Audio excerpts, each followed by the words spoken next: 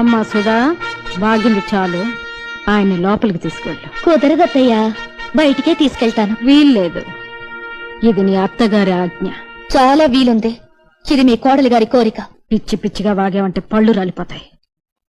పెద్ద వేషాలు వేయకుండా నడు లోపలికి.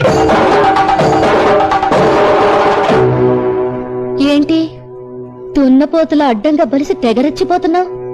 కొట్టేనంటే దవడ పగిలిపోద్దా. నీ కొడుకులాగా నన్ను గుప్పెట్లో పెట్టుకుందాం అనుకున్నావా? చెయ్యి నొరికి చేతిలో పెడతాను. మావయ్య గారిలాగా నన్ను చీకటి కొట్లో పడేద్దాం అనుకుంటున్నావా? కిరసనాయిల్ పోసి తగలబెట్టేస్తాను.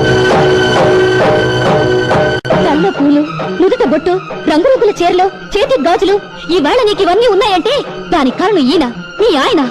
ఆయన్ని బయటికి తీసుకెళ్తానంటే పొద్దుంటావా? చెప్పు తెగిపోద్ది. నేను తిట్టగలను అత్తయ్య గారు, కానీ తిట్టును. ఎందుకంటే అత్తయ్య గారంటే అభిమానం, పెద్దలంటే గౌరవం.